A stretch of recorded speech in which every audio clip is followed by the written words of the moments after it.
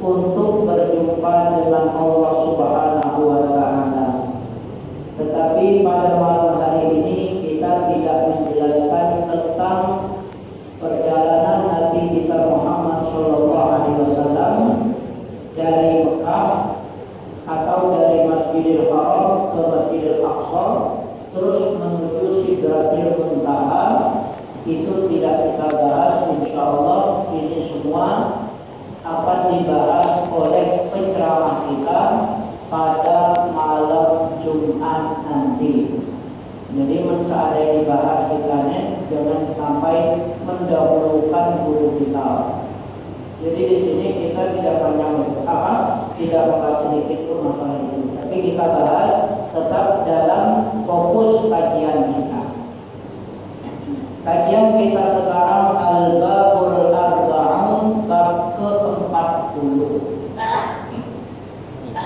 Fi fadli ta'ati, kelebihan taat kepada Allah Subhanahu wa Ta'ala. Berkata Al-Imam Ghazali rahimahullahu ta'ala wa arda, "I'lam anna ta'atallahi subhanahu wa ta'ala jima'ul khairi kulli wa qad hassallahu ta'ala 'alaiha fi kitabihi fi ayatin muta'addidah wa biha arsala ar-rusula liyakhrujan nas min zulumatin nufus ila anwari ma'rifatil qudus."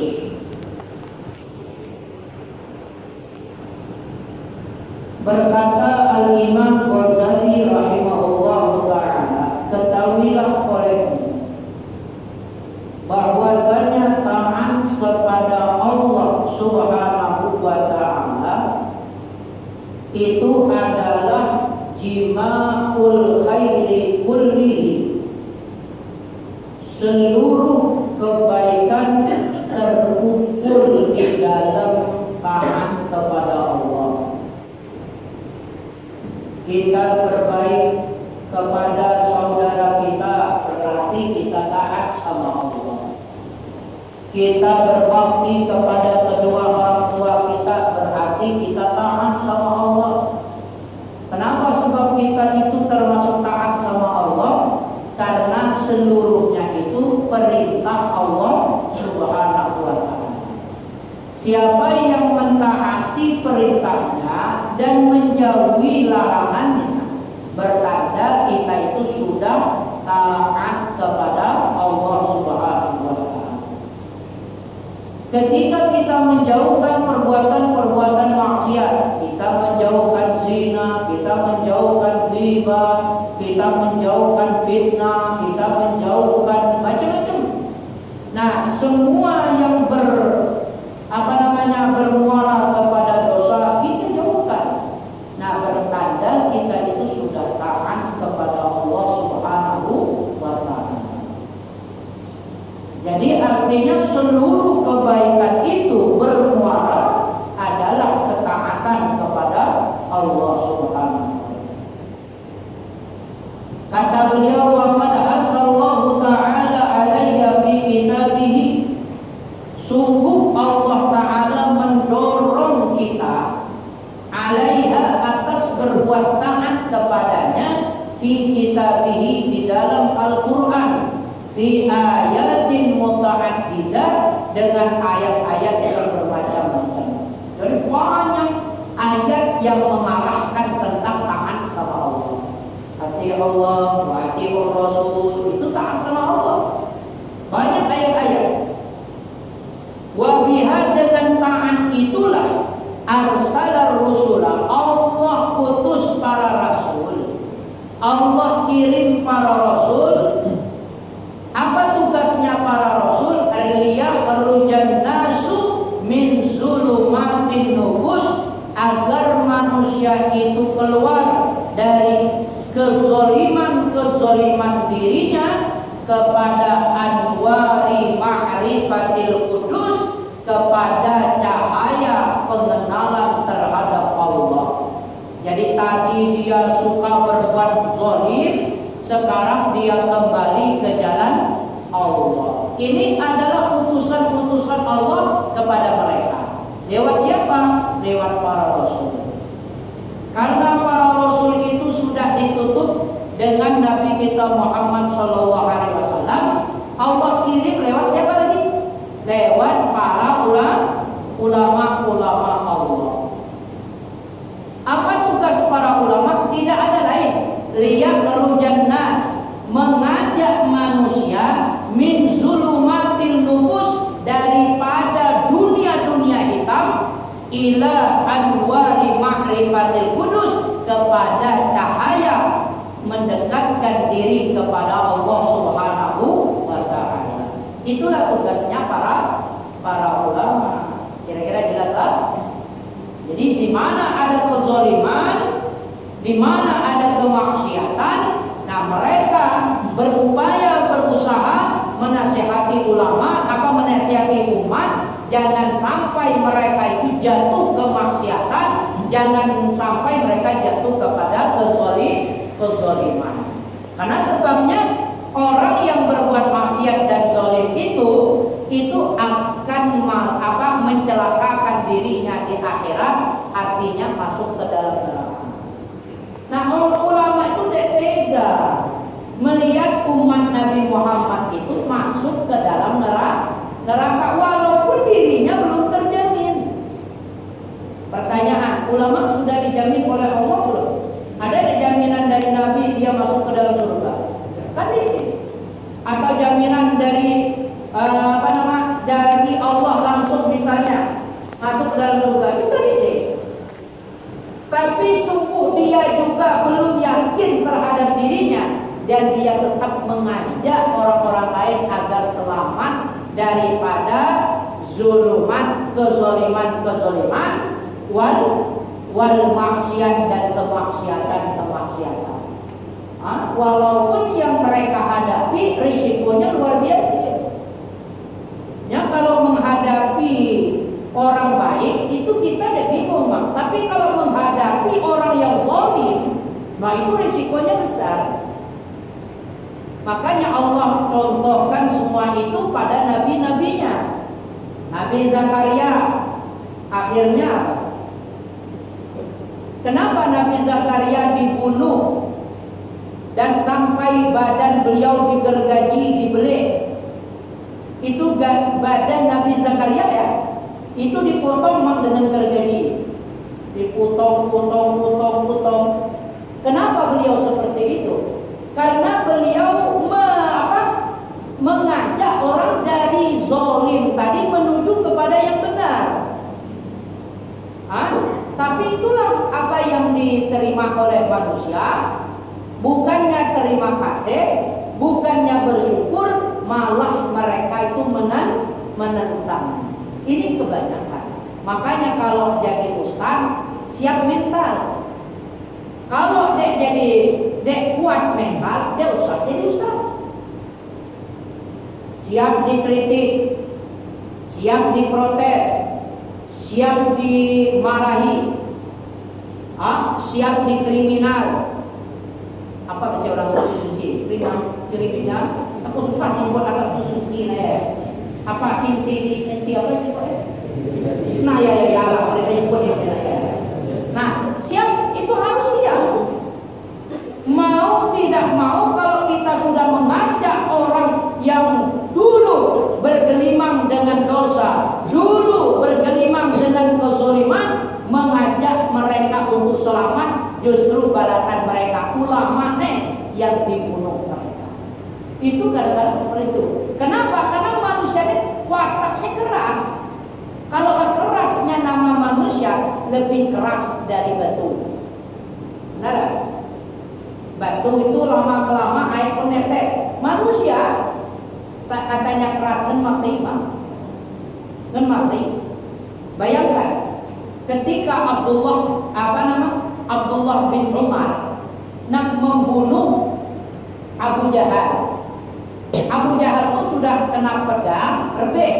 Jadi dia mampu lagi, nak berangkat dia mampu lagi. Abdullah bin Mas'ud, bukan Abdullah bin Umar. Abdullah bin Mas'ud itu terkenal orang pendek. Abdullah bin Mas'ud itu yang istilah kita coba balah, ya, coba balah. Yang pendek apa? Muhammad apa itu grupnya ya kan? Pokoknya intinya begitulah Abdullah bin Mas'ud. Sampai orang melihat Abdullah bin Mas'ud itu tabi. Jadi jangan kayak kecil ya. Nah, tapi yang membunuh Abu Jahal itu Abdullah bin Mas'ud.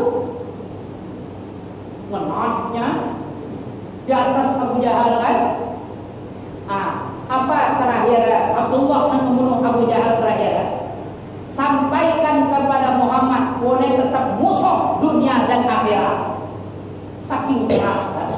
Tinggal menggerak leher Abdullah bin Mas'ud membunuh Abu Jahal, otak mereka kecil, yang juga itu orang kecil bang, orang kecil lah.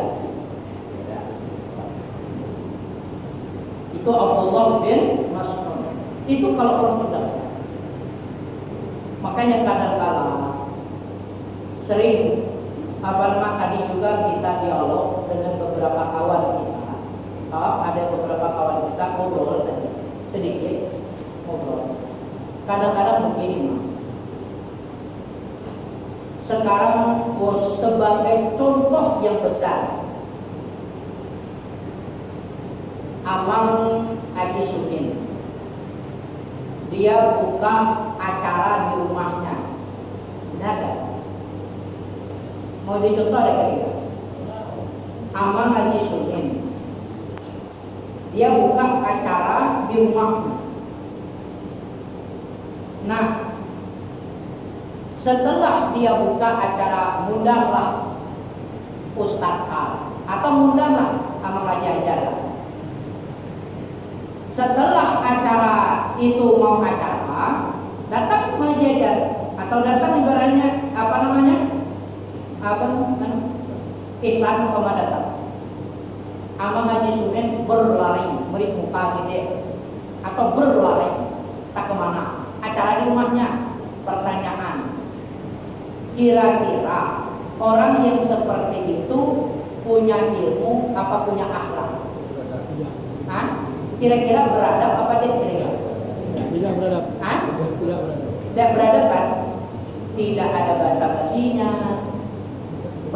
Lain misalnya, saya ketika anak belum aku kebetulan adik acara adik panggil kantor, nah cepat tolong urosa, kan macam itu namanya beradab kan? Maji, jika tolong boleh minta maaf kita ulang dia langsung sintak mobil keluar. Kira-kira pertanyaan, gimana orang yang duduk di rumah? Betah? Pulang ya orang? Senang ya orang? Ngundangnya berikutnya, yang ngundang berikutnya. Tidak orang? Berarti pertanyaan yang punya rumahnya punya ilmu dah? Punya ilmu. Tapi ilmunya adab, maka sering gua katakan adab itu lebih tinggi dari ilmu. Benar kan? Lebih tinggi dari ilmu. Yang diundang juga misalnya Ustadz Ali Wafa, umpamanya kita kami yang kuning kan? Odok kan Ustadz Ali Wafa, gitu kan? Kayak motor, kadang kena hujan udah dia tidak tahu misalnya yang diundang Ustadz Dede, datang, tapi ya tadi sama Haji Dek ngomong A, Dek ngomong B, sintak mobil kabur, pulang. Sekali datang, besok pagi undangan lagi, datang lagi, begitu juga kelakuannya. Padahal sama Haji Smith, Haji lah ada ilmu, ibarat belajar kan, masuk boleh. Kira-kira pandangan ustadz tersebut bagus tak? Kira-kira bagus tak? Nah kira-kira seperti ini kecewa deh yang orang datang. Kenapa kecewa? Karena orang yang punya rumah dia menghargai. Karena orang yang punya rumah dia beradab. Benar kan? Kira-kira minggu depan yang undang lagi. Jangankan ustaz, orang lain kira wah gila. Benar enggak? Yang nyambut anaknya, memang ada anak, memang orang banyak di rumah, keluarga banyak apa banyak. Tapi yang undang siapa? Ya kan? Nah, yang punya rumahnya siapa? Kan begitu. Apa yang mau sampaikannya paham? Paham? Tidak perlu dijelaskan lagi.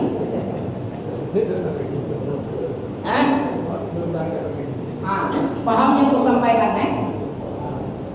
Dalam soal seperti ini kita merasa tersinggung, kita merasa marah, kita merasa emosi.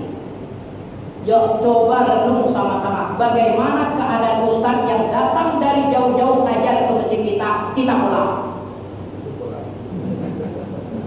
Nah itu yang kita, ini salah ayatnya, ini yang kita. Ketua masjid berpulang, alangkah sombongnya. Untung ustaz itu masih berpikir kesian orang. Benar? Tapi seandainya dibalik keadaannya seperti ustaz, mendek tersinggung terpilih kurang. Kena sakit atau dia dihormati dan dihargai. Masjidnya jadi ketua, masjidnya pengurus, masjidnya orang masjidnya. Tak kali-kali ustaz datang berpulang, tinggal orang tiga yang belajar ya. Amanah tiga kemana utak mereka itu kemana? Merah yang nama keras kata tadi. Sok alim, sok pintar, sok hebat. Tapi dia punya akhlak. Banyak daerah sekarang macam ya.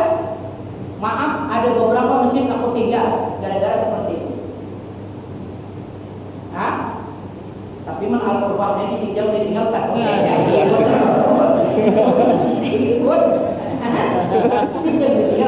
Insya Allah. Jangan pikir jadi hati. Tapi menagih tangis Nah ini maksud kita tadi. Inilah petugasnya para ulama menyampaikan masyarakat tadi. Jangan sampai masyarakat itu berbuat zalim. Ingat jangan sampai masyarakat itu berbuat zalim. Oleh karena itu kembali ke diri kita. Jadi tugas ulama itu bukannya ringan, berat. Dia itu sayang ke diri kita sehingga dia korbankan para bininya di rumah, nyari tahu menahu sakit apa sehat. Anaknya di rumah menjerit kadang-kadang sampai-sampai pernah anak itu demam tengah panas. Tengah menggigil dekaan panas, tinggalkan anak demi orang al-qurbah nak belajar. Ini contoh al-qurbah, ini contoh Ini kita umum serius. Ini banyak kadang seperti itu. Jadi ini sebagai diri keluarga. Tapi antang orang tadi, ustaz tadi datang ke tempat, cuek-cuek kita lari. Jangan. Mesti sampai bini ngomong, bang, anak kita bawa ke dokter. Kelak urusan dokter, kurang ajar lu. Kelak urusan dokter, kurang ajar lu. Mulai waktu pulang tak ke dokter. Benar tak? Kadang-kadang sambil ngajar mikir, ya Allah, anak tadi sihat apa deh, budak itu dokter apa deh. Coba seandainya kita, anak kita ada pengajar sini. Ustaz, kita maaf pun anak-anakku ke dokter lagi berubah. Ya Allah kita. Tapi kalau ustaz, kalau dia kaya amal tanya ke Ustaz Ali Wafa, tanya ke Ustaz Dede, tanya ke Ustaz yang lain. Begitu mereka demi kita korbankan anaknya, korbankan keluarganya, korbankan waktunya, korbankan capeknya, korbankan sakitnya demi kita. Tapi kita orang masjid dek berakhlak kepada ustaz tersebut. Benar? Apa tuh yang Ustaz ini lain? Ngajak kita tadi malas senayang, rajin senayang, tadi dek agama jadi agama. Oh, dek mungkin ustaznya nang amplopnya dia yang aja bang. Kayaknya mungkin dia mendadak amplop keki kali yang ada. Kalau jangan mana? Nah, kadang-kadang begitu tidak. Mereka itu karena beban satu. Karena ini amanah yang Allah titipkan kepada Rasul dan Rasul menitipkan kepada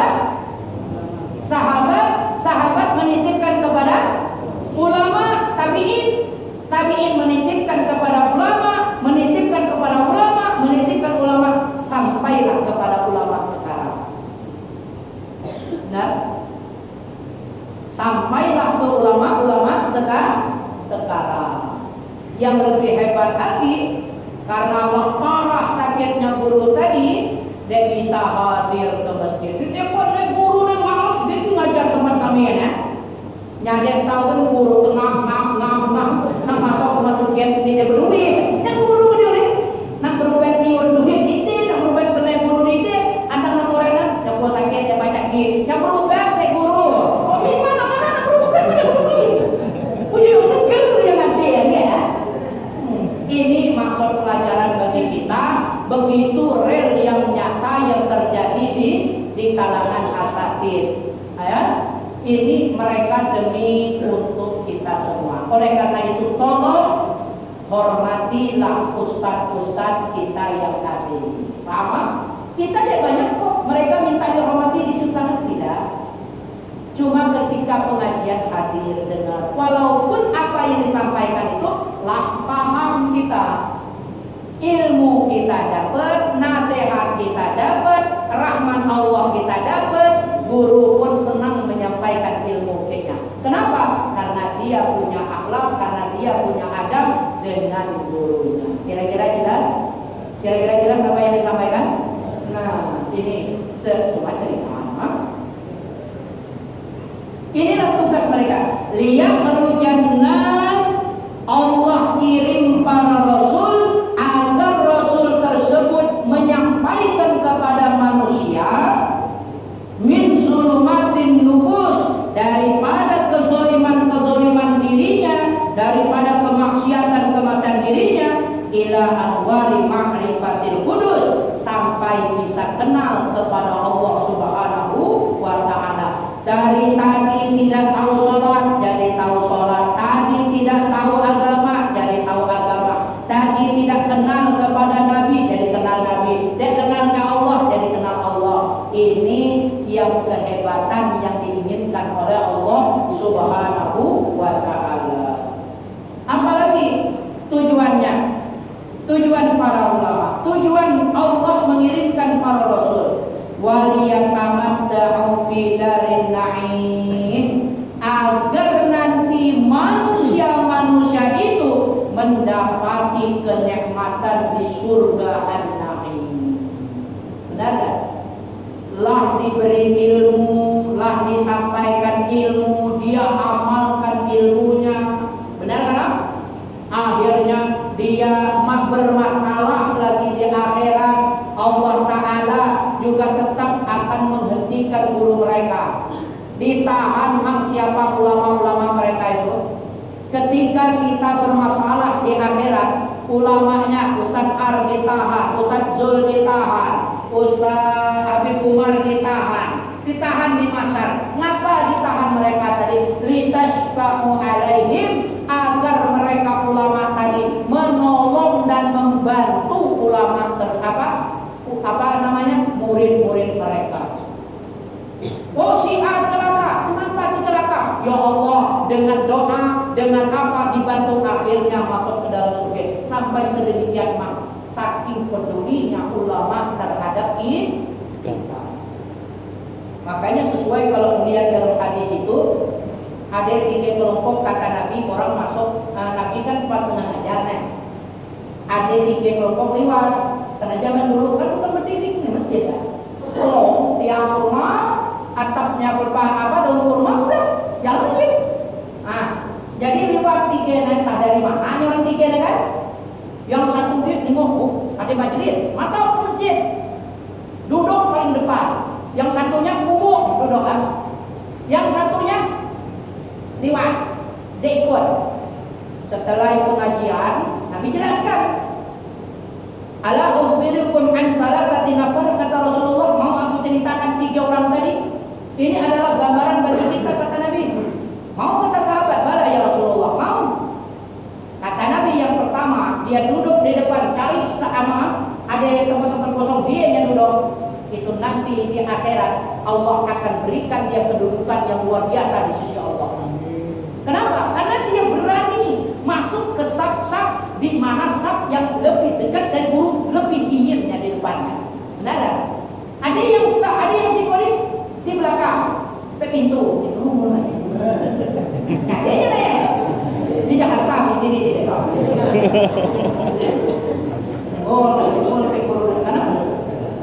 Dadapnya dia berani. Duduknya berani. Pungonya. Apa yang punya pungo? Wah maklum katanya. Dia oleh usaha katanya menduluk dari dadapnya. Takut ditanya guru. Misal kan. Dan Allah Ta'ala masih menghormati orang lain. Allah pun ketika ingin menyiksa orang ini istahya, merasa malu. Kata Allah, jangan disiksa orang. Dulu dia pernah hadir dalam majelis fulan, tapi sembunyi di lawang. Malu bukan? Jadi Allah malu. Ayatnya begitu. Yang satunya pulang. Apa yang Allah balaskan nanti di akhirat kata Rasulullah bagi orang yang malu? Nah, apa yang pulang tadi? Fa'aradallahu alaih. Allah juga di akhirat tidak peduli kepada orang tersebut. Jadi di akhirat nak minta tolong ke ayah, nak minta tolong ke nek, Allah tidak peduli. Kalau Allah tidak peduli, pertanyaan, diizin tak guru yang peduli kenya? Oh jelas lah. Maaf, di dulu masa bodoh kayak kami. Asa ada mulai bismillah keluar, asa salam kiri salam kanan pagi-pagi lah keluar mulai. Jadi asa seolah alergi ke pengajian kan? Minta maaf, sudah mereka dibantu. Karena sembahyang selamanya banyak salah. Nah, kalau amang salah sembahyang masih bisa dibantu oleh kiai nanti, bisa dibantu oleh ulama nanti. Maka oleh karena itu dekatilah diri kepada ulama sampai mereka itu akan memberi syafaat untuk kita. Ini ada dalam hadis Nabi. Oleh karena itu mari mulai sekarang banyak kita berguru biar ada guru yang akan memberi pertolongan untuk kita. Benar? Tapi melihat si guru enggak dia. Guru kalau kita tolong minta maaf ke guru nyempuk kita neraka. Nyempuk kita neraka ke guru mana nih? Ceritanya katanya guru. Nah itu kita takut. Tapi bukan artinya kita guru masuk neraka. Waliyatamatta'u fi darin na'im, itulah dorongan para malaikat, dorongan para ulama supaya umat Nabi Muhammad itu nanti di akhirat mendapati kesenangan di dalam surga An-Na'im. Allati u'iddat lil muttaqin. Surga itu adalah Allah persiapkan untuk orang yang bertakwa. Bimala ainun ra'an, namanya surga sesuatu yang tidak pernah dilihat oleh mata. Dulu kita nengok buah pisang di dunia, pisang di surga ada, tapi dek pernah kita lihat macam mana indahnya pisang di surga. Dek baca dibayangkan. Wala udhunun sami'at, suara-suara yang ada di surga belum pernah kita dengar selama di dunia. Wala khatara ala qalbi basharin, bahkan nama surga tidak ada terlintas dalam hati kita, tidak terbayang, saking indahnya surga. Nah ini kira-kira mau kita surga. Nah maka oleh karena itu dekatilah orang-orang yang dicintai Allah. Dekatilah orang-orang yang mau mengajak kita berbuat taat kepada Allah. Nah, jangan kita dekati orang yang mengajak zalim untuk Allah. Orang ajak maksiat ditinggalkan. Orang ajak berbuat zalim ditinggalkan. Jangan jadi kawan orang macam itu. Carilah orang-orang yang mau ngajak kita ke jalan Allah. Yo ibadah, yo apa? Nah, itu yang fa'innahum lam yukhlaqu abatha. Ingat, sesungguhnya manusia itu tidak Allah ciptakan untuk main-main. Jadi kita hidup di dunia memang bukan untuk koya-koya, happy-happy alias lau-lau, bukan. Bukan untuk kita lau-lau, sertiun, serkene, happy dia, happy gini. Bukan, itu tertipu kita. Bal liyujzal ladzi asa'u bima amilu. Kita, Allah ciptakan kita, Allah akan balas apa-apa orang-orang yang berbuat jahat dengan apa-apa yang dia lakukan. Wa yujza alladzi wa yajzi, boleh dibaca wa liyajziya, liyajziya itu jim ya,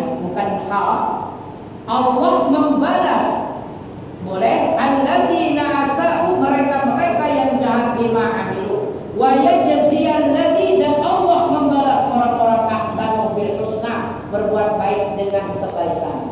Jadi di dunia mazra'atul akhirat. Dunia ini tempat kita bercocok tanam untuk akhirat. Apa maksudnya? Bila kebaikan kita tanam, di akhirat kita akan memetik hasilnya. Tapi kalau penyakit kita tanam, di akhirat pun kita akan menderita melihat hasilnya. Kira-kira jelas? Kalau di dunia kita beramal soleh, baik, nanti dibalas di akhirat dengan kenikmatan yang luar biasa.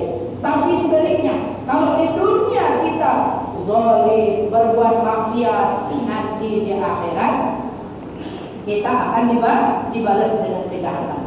Wa huwa al-ghaniyyu an ta'atihim. Ingat, Allah Ta'ala itu tidak membutuhkan ketaatan kita.